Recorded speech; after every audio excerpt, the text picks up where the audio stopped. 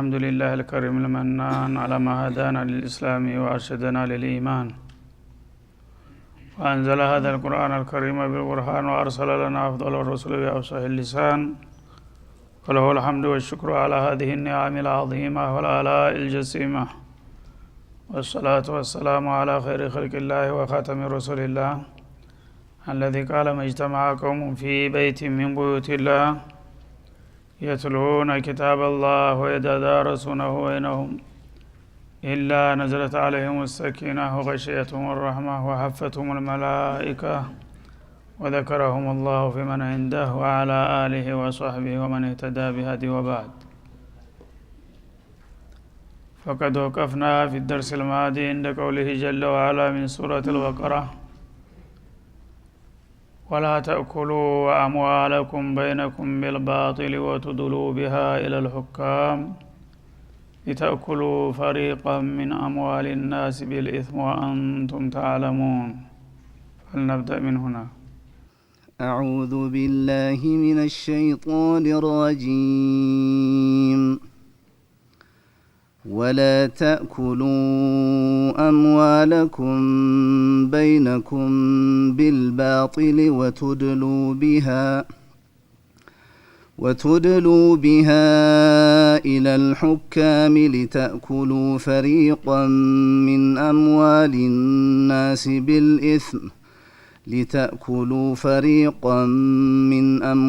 الناس بالإثم وأنتم تعلمون.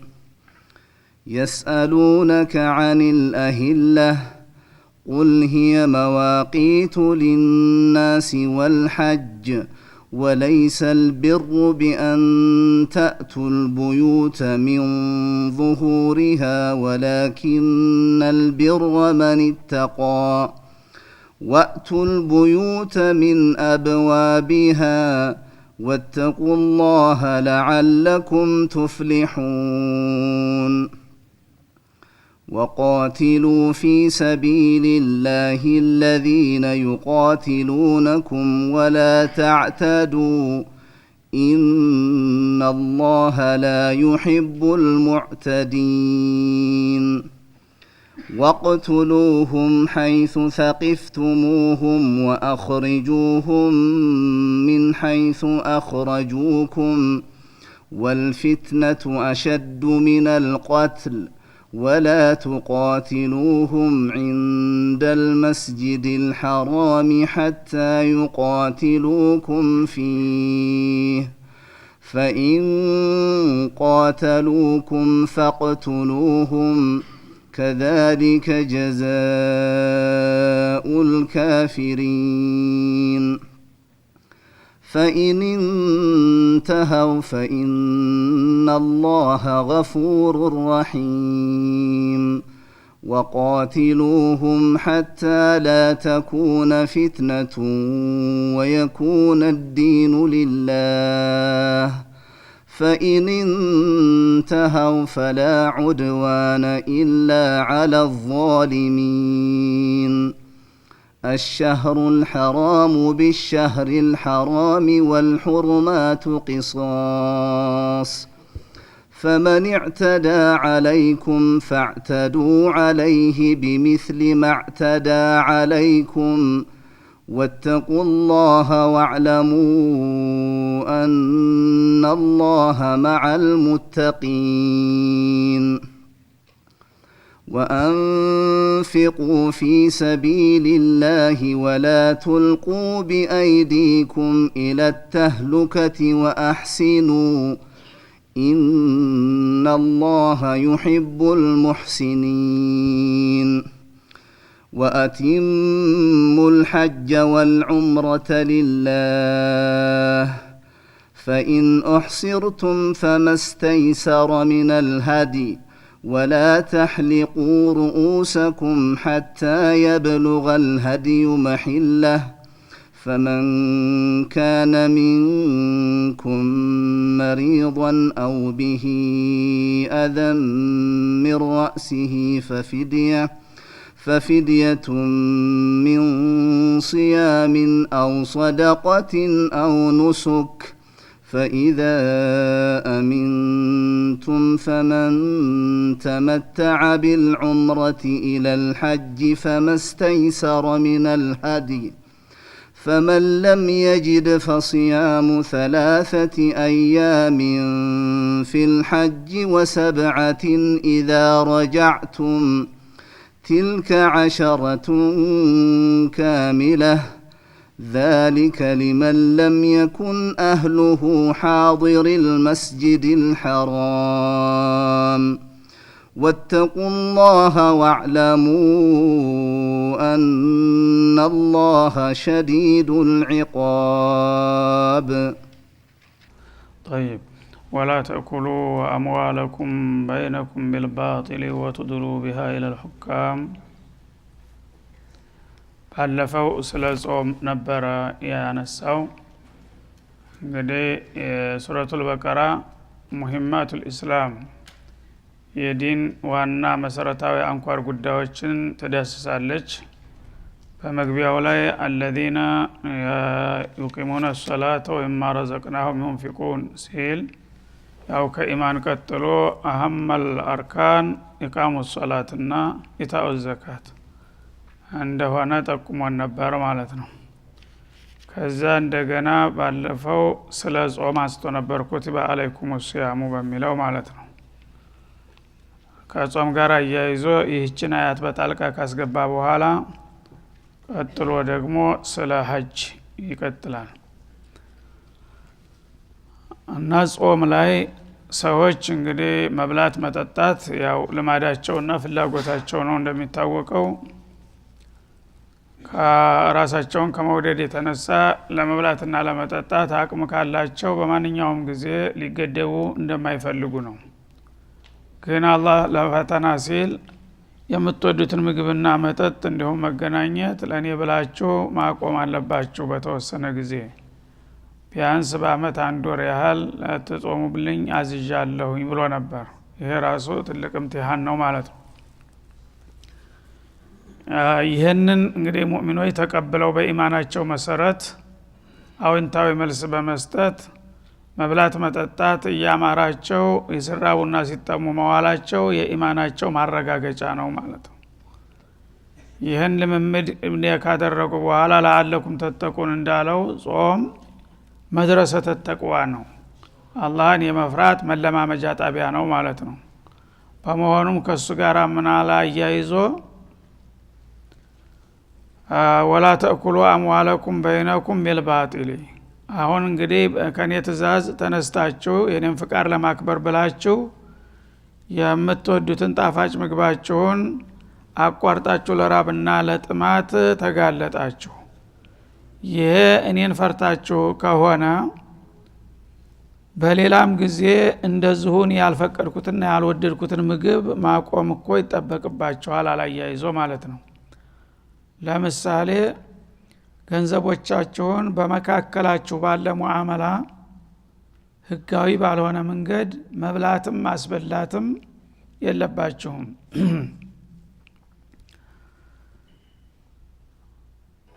እንግዲህ ሰዎች በተለያየ መንገድ ነው ገንዘብ የሚያገኙት እንደሚታወቀው በመስረቅ በመቀማት በማጭበርበር በመክዳት በማታለል እንዲሁም ጉቦ በመስጠት ሪባ በመሳሰሉ ነገሮች የተለያዩ ገንዘቦችን ያገኛሉ እኒህን ሁሉ ያካትታል ወላ ተእኩሉ አምዋለኩም በይነኩም ቢልባጢል ገንዘቦቻችሁን በመካከላችሁ ህገወጥ በሆነ በከንቱ መንገድ አትብሉ የሚለው ሙሐረማት የሆኑትን ሙአመላዎች ሁሉ በሙሉ ያካትታል ማለት ነው እና የራስህን ንጹህ ገንዘብህን በሐላል ከስበህ ያፈራኸውን በረመዳን ቀን እንዲያትበላ በየስከለክልህ ትእዛዜን ተቀብለህ እንዳከበርክ ሁሉ በማንኛውም ጊዜ ደግሞ ጭራሽ የማልወደውንና የማልፈቅደውን ነገር የሰውን ገንዘብ ያላግባብ እንዳትበሉ እንግዲህ ሐላሉን ገንዘብ ለአላህ ብለህ መብላትን የምትቆጠብ ከሆንክ ሐራም የሆነውን ጭራሽ መብላት አይጠበቅብህም ማለቱ ነው ይሄ በጣም ስልታዊ የሆነ አነጋገር ማለት ነው ረመዳን የጾምከው የተራብክ የተጠማ ያለፍከው ወር ሙሉ እኔን ፈርተህ ነው የገዛ ገንዘብህ ነበር በመሰረቱ ገንዘቡ ሐላል ነበረ ማለት ነው ግን በሌላ ጊዜ በባጢል የሚሰበሰቡ ገንዘቦችን ህገወጥ በሆነ መንገድ የምታገኙአቸውን ገንዘቦችም እኔን ፈርታችሁ ከመብላት መቆጠብና መራቅ አለባችሁ። ይህ ሲሆን ነው ትክክለኛ ኢማናችሁ የሚረጋገጠው ይላል ማለት ነው። እና ቅድም እንዳልኩት እንግዲህ በአጠቃላይ غير المشروع በሆነ መንገድ የሚገኙ ገንዘቦችን ሁሉ በሙሉ መጠቀም እንደማይፈቀር ነው ማለት ነው። ወላ ተእኩሉ የሚለው ዒባራ ቀጥታ መብላት የሰው ልጅ ዋና አላማውና ፍላጎቱ ስለሆነ እንጂ የማይበሉ እቃዎችን ቢሆን ያላግባብ መውሰድ አይፈቀድም ማለት ነው። ምክንያቱም ከመናፊዑ ሁሉ የበለጠውና በጣም የሚያጓጓው የሚበላ ነገር ስለሆነ የተገኘው ነገር ሁሉ ዙሮ ዙሮ ወደ ምግብነት ነው የሚለወጠው እና መልበስም ቢሆን ማጌጥም ቢሆን የተለያዩ መሳሪያዎችም ቢሆኑ እቃዎችም ቢሆኑ በባጢል መንገድ ገቢ ካደረካቸው እንደበላሃቸው ይቆጠራል ማለት ነው። እና የሚበላውን ብቻ ነው እንጂ ከዛ ውጭ ያለውን ንብረት በወስድ ግድ የለም እንዳትል ማለት ነው። ወቱዱሉ ቢሃ ኢለል ሁካም እንደገና ደግሞ በቀጥታ መብላት ብቻ ሳይሆን በተዘዋዋሪ መንገድ የሚበሉም አሉ ይላል። እሱንም ጭምር ያካትታል። ለምሳሌ ካላችሁ ወደ ዳኞች ወይም ወደ ባለስልጣናት ገንዘቦችን አትወሩሩ ይላል። ለምን ሊተእኩሉ ፈሪቀ ምን አምዋሊ ናሲ ቢልኢትም በዛ ለዳኞች በወረወራችሁት ገንዘብ አንጻር የሌሎቹን ሰዎች ገንዘብ ልትበሉበት አልማችሁ የምታወጡትም ገንዘብ እንደዚሁ ከክልክሉ ይቆጠራል ይላል። ማለት ምንድነው? ሪሽዋ ጉቦ ማለት ነው። ሰዎች እንግዲህ በአንድ ነገር ይጣላሉ በሁቁቅ ያ የተጣሉ ሰዎች እኔ ያቸንፍ ብለው ዳኛ ላይ ክስ ይመሰርቱና ይከራከራሉ ማለት ነው። በሚከራከሩ ጊዜ ካለው ስግብግብነት በመነሳት ይሄ ዳኛ በነፃ ሐቄን አይፈርድልኝም ወይም ደግሞ ልፈልገው ያገኘሁትን ገንዘብ አይሰጠኝም የሚል ስጋት ሲሰማው በጥቅም ሊያታልለው ይሞክራል ማለት ነው።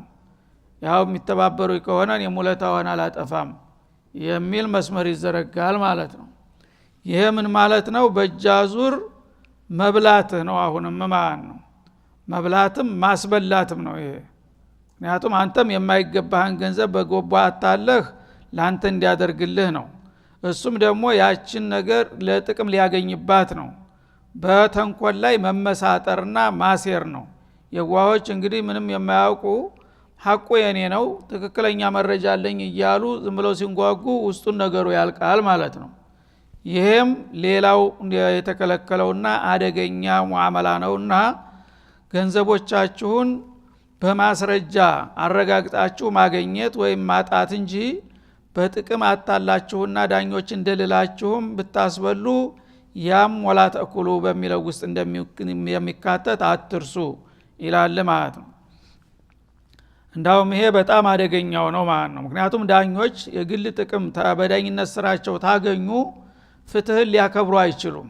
ሁልጊዜ ለሰጣቸውና ላገለገላቸው ነው እንትን የሚሉት። ያኔ በአገር ላይ ጭራሽ ፍትህ ይጠፋል ማለት ነው።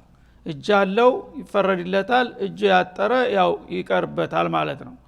ይሄ ከሆነ ደግሞ ፍትህ አልባ ይሆናል ሙጅተማዑ። ፍትህ አልባ ከሆነ ደግሞ አገር ጠፋ። አዳላ ከሌለ በአገር ላይ ዙልም ነው የሚሰፍነው። ዙልም ተመጣ ደግሞ አላህ Subhanahu Wa Ta'ala ኢነላህ ላ የህዲል ቀውመ ዛሊሚን ዛሊሞችን በማንኛውም መንገድ አይቀናቸውም። ኢን አጅለና ወአጅላ በዱንያም በአኺራም አደገኛ ሁኔታ ነው የሚመጣው ማለት ነው። ስለዚህ ገንዘቦቻችሁን በመካከላችሁ በውሸት ወይም በህገወጥና አግባብ ባልሆነ መንገድ አትብሉም አታስበሉም። ከነዛ ለምሳሌ ወቱዱሉ ቢሃ ማለት ወቱኡቱሃ አው ተድፈዑ አልአምዋለ ቢጠሪቅ ሪሽዋ በዳኝነት ስራ ላይ የተጠመዱትን ዳኞች አቅጣጫ ለማሳት በገንዘብ በማታለል እንደዚህ ካረጉልኝ እንዲያረግልዎታለህ የሚል ነገር እንዳትሰሩ ይላል። ሊተእኩሉ ፈሪቀ ሚን አምዋሊ ናሲ ቢልኢስም በዛ በምትሰጡት ህገወጥ ገንዘብ አንጻር ውለታ ባለውለታ ሆናችሁ በዳኞቹ ለናንተ የማይገባችሁን ገንዘብ እንዲፈርድሏችሁ ለማድረግና አቅጣጫ ለማስቀየስ ይህን ማድረግ አይገባችሁም በላቸው ይላል። እና ቢልኢስሚ የሚለው ቀይድ በወንጀል መንገድ ይላል። ይቺ بالإثم የምትለው ቀይድ በሐቅ ከሆነ መስጠት የሚቻል መሆኑን ይጠቁማል ብለዋል ማለት ነው ባዱል ዑለማ። እና ሌላ አማራጭ ከጠፋ ለምሳሌ አንተ ገንዘብህን አንድ ሰው ያላግባብ ሊወስድብህ ይሞክራል። በሚሞክር ጊዜ በቀጥታ ብትከራከር ወይም ደግሞ የአካል ምስክር ብታቀርብ ዳኛው ግን በጥቅም ስለተያዘ እንደሚፈርድብህ ታውቃለህ ማለት ነው። ያኔ አንተ ያን ሐቅህን ላለማስወሰድ አንተም ልትከራከር ትችላለህ። ያኛው ያንተን አስፈርዶ ሊወስድ ነው፣ አንተ ግን ለማስቀረት ነው። 100,000 ነበረ የተካሳችሁበት፣ 100,000ን ከፈረደብህ ባዶ እጅህን ሊያስቀርህ ነው ማለት ነው። ስለዚህ ጨርሼ ከማጣው 10,000 ሰጠውታለሁኝ ብለህ 90,000 ብታገኝ ትችላለህ። ባዶል ሐቅን አገኘ ማለት ነው። እንግዲህ ሌላ አማራጭ ከጠፋ ማለት ነው። አማራጩ ከተገኘ ተገኘ፣ ሌላ አማራጭ ከተገኘ በማንኛውም መንገድ እኔ ሐቄን አላስነካም ብለህ እንትልክ ያ ጥሩ ነው። ለነሱም ደርስ ተሰጣቸዋለህ ማለት ነው። ሌላ ስልት ብትቀይስ ግን አማራጩ ከጠፋ አይንህ ያየ ሙሉ ገንዘብህን ተሚወስድብህ የተወሰነ ቆንጥረ ሰታ 5,000 10,000 የተረፈውን ለማግኘት ከቻልክ ያንተ ጨርሰ ሐቅህን ላለማጣት ስትል ነው ተገደህ ነው ማለት ነው። እሱ ግን ጭራሽ የማይገባው ሊወስድ ነው የሚሰጠው። በዚህ መልክ ከሆነ ሌላ አማራጭ በሚጠፋ ጊዜ ይፈቀዳል ማለትን ይጠቁማል ማለት ነው። ይህ እንግዲህ ጊዜያዊና ግላዊ መፍትሄ ነው። በመሰረቱ ግን ጉበኝነት ካለ አንድ ሙጅተማዕ ላይ ያ ሙጅተማዕ ለአደጋ የተጋለጠ ነው። ይህን እንደ መፍትሄ ተደርጎ ሊያዝ አይገባውም። እና በአጋጣሚ እንደዚህ ታጋጠመው አንድ ግለሰብ አማራጭ ከጠፋ ለማለት ያህል እንጂ እኔም ለመከላከል እሱም ለማስወሰድ ሁልጊዜ በዚሁ እንቀጥል የምንል ከሆነ ደግሞ ይህም ተቀባይነት አይኖረውም ማለት ነው። ወአንቱም ተዕለሙን እናንተ ይህ ገንዘብ የማይገባችሁ መሆኑን እያወቃችሁ በኖርማል አካሃድ ቢከድ ይሄ ገንዘብ አላገኘውም ሐቅ አይደለም በቂ መረጃ የለኝም ብሎ ያመነ ሰው ነው ወደ ውስልትና ወደ ጉቦ የሚሄደው ማለት ነው። እርግጠኛ ይሄ በቂ መረጃ አለኝ በምንም መልኩ ሊቀማኝ አይችልም ታለ ግን ወደ ጉቦ መሄድ አያስፈልግም መጀመሪያው ነው። እና ሰጣለሁ ብሎ የሚመሳጠረው ሰው ብዙ ጊዜ የማይገባው ነገር እንዲፈረድለት ለማድረግ ነው፣ አቅጣጫ ለማስቀየስ። ያን ነገር ግን ካላደረገ እንደማይፈርድለት ያቃል ማለት ነው። ስለዚህ በአጠቃላይ ጉቦ ሚን ከባኢር الذنوب ነው፣ የታወቀ ነው፣ ሙጅማዕ አለይህ ነው። እና በጉቦ የማይገባውን ማስፈረድ በጣም አደጋ ሙጅተማዕን ራሱ በላ የሚያመጣ ነገር ነው ማለት ነው። ፍትህን የሚያወድም ነገር ነው። ስለዚህ በዚህ መልክ ሰዎች የማይገባቸውን ገንዘብ በቀጥታም ሆነ በተዘዋዋሪ መብላት የለባቸውም። እናንተ እያወቃችሁ አለ። እያወቃችሁ ሲል ምናልባት ሳያውቅ መስሎት በሹብሃ የሆነ ከሆነ ያ ደግሞ ምናልባትም ኢጅተሃደል ሙጅተሂዱ ባለ ውስጥ ሊገባ እንደሚችል ይጠቁማል ማለት ነው። ሰዎች ግን ብዙ ጊዜ ጉቦ የሚሰጡበት ነገር እያወቁት ነው። ይህን ነገር ካላደረኩኝ አይሳካም ብለው ነው እንጂ የሚያደርጉት በስተት የሚሰጥ ሰው የለም ማለት ነው። እርግጠኛ ጭንቀት ወይም ፍርሃት ሲሰማው ነው ይህን ነገር በዚህ መንገድ ካላደረኩ በስተቀር አላገኘውም ሲል ይሁን ግደለም ብሎ ያደርገዋል። አንዳንዱ ግን ዝም ብሎ ባጋጣሚ ሳያስበው ሊያደርገው ይችላል ማለት ነው። ማለት ምንድነው? ዳኞችን በማንኛውም መልኩ በጥቅም ማስለመድ አይፈቀድም። ምክንያቱም ዳኛ መንግስት ቀጥሮታል፣ ደመወዝ አለው፣ ህብረተሰቡን ሊያገለግል ፍትህ ሊያስከብር ነው የተቀመጠው። ሌሎች ሰው የጣልቃ ገብተው ገንዘብ ሊሰጡት አይገባም ማለት ነው። ያው ወንጀል ለማሰራት ካልሆነ በስተቀር። አንዳንዶቹ ግን በጓደኝነት ለምሳሌ ጓደኛህ ነው፣ ጎረቤትህ ነው፣ ታውቀዋለህ ዳኛውን፣ አንተም ቀድያ የለህም፣ ቀድያ እሱ ጋራ የሚያገናኝህ ነገር የለም። ማንኛውም ጓደኛህ እንደምትጋብዘው ልትጋብዘው ትችላለህ ማለት ነው። ግን ምናልባት በምትጋብዘው ጊዜ አንድ ቀን አንድ ጉዳይ ቢያጋጥመኝ የዛ ጊዜ ይረዳኛል የሚል አስበህ ከሆነ ይሄም ራሱ ያ ነው፣ እንተዋወቅ ማለት ነውና ማለት ነው። ስለዚህ አንቱም ተዕለሙን ማለት በቀጥታ ይችን ነገር ለማስፈጸም አልማችሁ እንዳታደርጓት። ግን በጓደኝነት በጉርብትና ዝም ብለህ አገኘው ማንም ጓደኛ ምሳ እንደሚጋበዝ ወይም ደግሞ እንጫወት ሻይ ቡና እንደሚባለው ይሄ ስልጣኑ ባይኖረውም ልታደርገው የሚችለው አዲ ነገር ከሆነ ልታደርገው ትችላለህ ማለት ነው። ግን ከአንድ ጉዳይ ጋር አዛምደሃት ወይም ገና ክሱን ባትመሰርትም ልትከሳስበህ የሰውዬ ካሁን ጀምሬ ልተዋወቀው ብለህ ከሆነ ይህችም ሌላ ጉዳይ ናት ነው የሚለው ማለት ነው።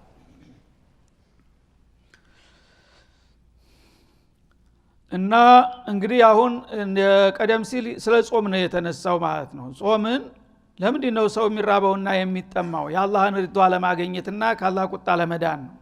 ይሄ ከሆነ ደግሞ በሌላም ጊዜ ከአላህ ሪዷ ጋር የሚያገናኙ ነገሮችን ሁልጊዜ ልትጠነቀቅባቸው ይገባል። ከአላህ ጋር የሚያቀያይሙህን ነገሮችም ልትርቃቸው ይገባል። በጾም ጊዜ የገዛ ንብረትህን ሐላል ገንዘብህን መብላት መጠጣት ተከልክሏል ብለህ የምታከብር ከሆነ በሌላ ጊዜ ደግሞ የሰዎችን ገንዘብ ሐላል የማይሆንልህን ዳኞች ጋር እየተመሳጠርክ መብላትና ማስበላት እሱ ደግሞ በጣም የከፋ ወንጀል መሆኑን አውቀ ይሄንንም ለአላህ ብለህ መተው ይጠበቅብሃል ነው የሚለው ማለት ነው።